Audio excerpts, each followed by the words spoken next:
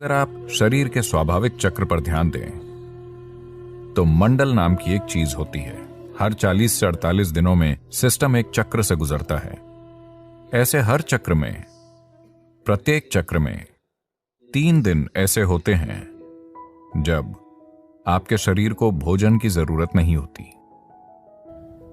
अगर आप अपने शरीर के काम करने के तरीके के प्रति जागरूक हैं तो आप जान जाएंगे कि आज मेरे शरीर को भोजन की जरूरत नहीं है और बिना किसी कोशिश के उस दिन आप भोजन के बिना रह सकते हैं, अगर आप इस चक्र पर ठीक से गौर करते हैं तो। अगर यह जागरूकता मौजूद नहीं है कि वो कौन सा दिन है, तो उसके लिए भारत में एक दिन तय किया गया है जिसे एकादशी कहते हैं। इसका मतलब है पूर्णिमा से 4 दिन पहले और अमावस्या से 4 दिन पहले लोग खाना नहीं खाते।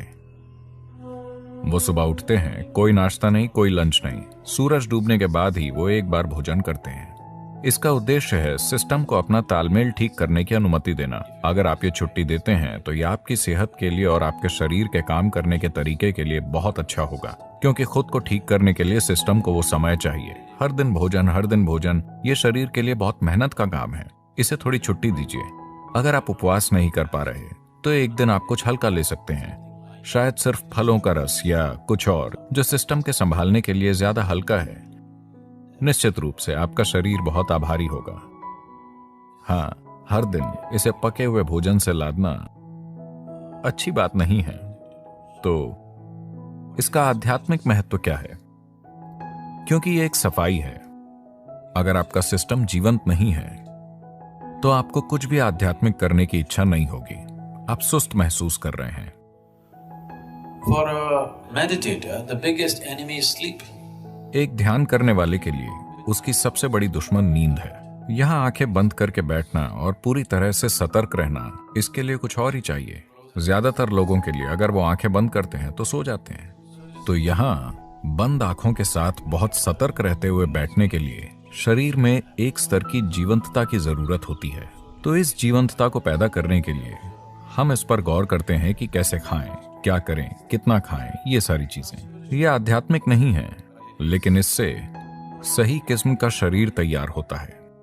अभी अगर आपका शरीर बहुत सुस्त महसूस कर रहा है, मैं आत्मज्ञान की बात कर रहा हूं, तो क्या करें, है ना? तो इसे जीवंत और सतर्क रखना और शरीर को दर्द और समस्याओं से मुक्त रखना महत्वपूर्ण है, क्योंकि सिर्फ तभी आप किसी बड़ी चीज की तलाश करेंगे। अभी आपके पैर में दर्द है, बहुत ज्यादा दर्द है, भगवान प्रकट होते हैं, आप क्या मांगेंगे? पैर का दर्द चला जाए। आया ना? आप और क्या मांगेंगे? आप इतना ही मांगेंगे, है ना? क्योंकि शरीर आपके ऊपर इस तरह की ताकत रखता है। जब तक आप इसे एक स्तर की सहजता में नहीं रखते, यह हर दिशा से आप पर हावी रहता है कि नहीं? इसके लिए अपने शरीर को बहुत शुद्ध और स्वस्थ रखना महत्वपूर्ण है, वरना शरीर आपके जीवन में हावी हो जाता है। यह आपको कुछ और सोचने ही नहीं देगा। अभी अगर आपके शरीर में कहीं वाकई दर्द शुरू हो जाए, बस आपकी छोटी उंगली में वाकई बुरी तरह से दर्द शुरू हो जाए, आपकी किसी भी चीज में रुचि नहीं है, न भगवान में, न आत्मज्ञान में, न ध्यान में, कुछ भी नहीं, आपकी रुचि सिर्फ इसी में है कि नहीं? तो इसमें उस तरह की ताकत है, तो आपको इसे खुश रखना होगा।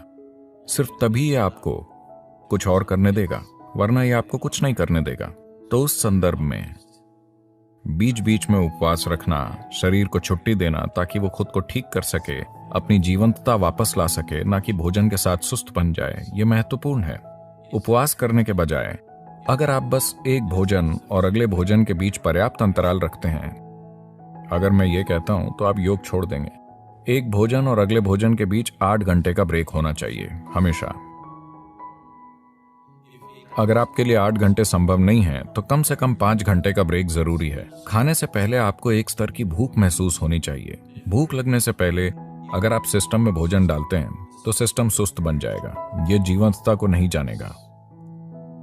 जब मैं कहता हूं जीवंतता, तो मैं बस आपके अभी जागे हुए होने की बात नहीं कर रहा हूं। हम में से हर कोई अभी जीवंतता के एक ही स्तर पर नहीं है। हम एक ही तरह का खाना खा रहे हैं, एक ही हवा में सांस ले रहे हैं, एक ही जगह पर हैं, लेकिन हमारे अनुभव का स्तर एक जैसा नहीं है। इस पल मैं अपने भीतर जैसा हूं उसे मैं दुनिया की किसी भी चीज के साथ नहीं बदलूंगा। अगर आप मुझे पूरी दुनिया दे दें तो भी मैं सौदा नहीं करूंगा, क्योंकि ये उससे बहुत बड़ा है और ये हर किसी के लिए संभव है। ये सिर्फ इसलिए नहीं हुआ है क्योंकि जरूरी ध्यान और सिस्टम के साथ जो किया जाना चाहिए वो नहीं किया गया। तो इंसानी जीवंतता अलग अलग स्तरों पर कई अलग अलग आयामों में हो सकती है। यह आपको अनुभव और जीने के बिल्कुल अलग आयामों तक ले जा सकती है। तो शरीर को अच्छी तरह से रखना एक बुनियादी जरूरत है। आपको एक महान एथलीट या ऐसा कुछ होने की जरूरत नहीं है, लेकिन इसे बस सहज रखना, ताकि अगर आप यहां बैठते हैं तो आपको हर समय हिलना डुलना ना पड़े। अगर आप यहां बैठें तो अगले कुछ घंटों तक आप बस यूं ही बैठ सकें, एक फटते हुए ब्लैडर या भूख से तड़पते पेट या यहां वहां होते दर्द से परेशान हुए बिना। अगर आप यहां बैठें तो आप आराम से हों। बस इतनी सहजता शरीर में आनी चाहिए।